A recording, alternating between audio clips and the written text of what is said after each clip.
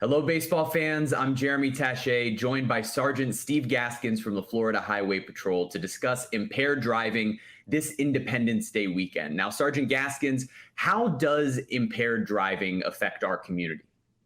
Well, unfortunately, people that choose to drink and drive have a severe impact on our communities across the state, across the nation, where they injure people, kill people, cause thousands of dollars of property damage. So it is an issue that we deal with on a daily basis across the state here, Tampa Bay areas, Miami, all these areas that we cover as the Florida Highway Patrol. So we want to remind people as we approach the holiday weekend to, again, avoid the drinking and the driving.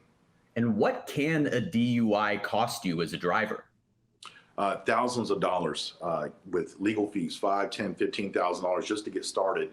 And then add in injuries to other people, fatalities, property damage. You're looking at tens of thousands of dollars that can cost you right out of your pocketbook.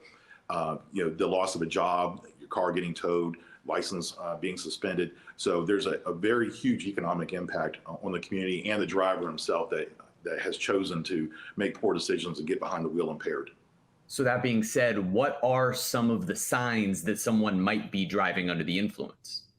Well, we notice all the time drivers at night without headlights on, driving too slow, too fast, weaving in and out of the lanes, tailgating people, falling asleep at a stoplight. We just had a case recently where someone basically was stopped at a light, fell asleep, basically passed out behind the wheel. And so these are the kind of things that we see all the time out there on the highways. And of course, this is what results in the crashes and the injuries that we see so often. So, as a citizen, what should you do if you see someone potentially driving under the influence? If you see someone that's driving with impaired behavior, that you see that you can tell, because a lot of us, they can look at a driver and they can see this. This is not rocket science. If you see that kind of behavior, call Star FHP, Star 347, 911, call your local authorities if you're inside the city limits, for example.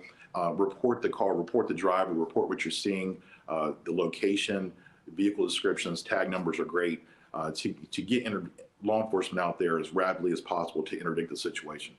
So, how can people potentially plan ahead if they are going to be going out this holiday weekend?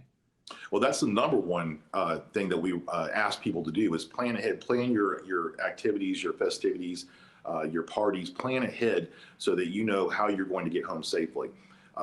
If you're going to have a party at the house, maybe have some room available for other people if they have too much to drink to stay with you. Use your ride sharing opportunities.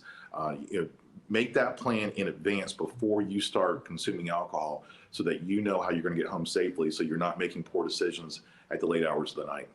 So, including that planning, lastly, what would you tell a person who is going to a get together over this holiday weekend?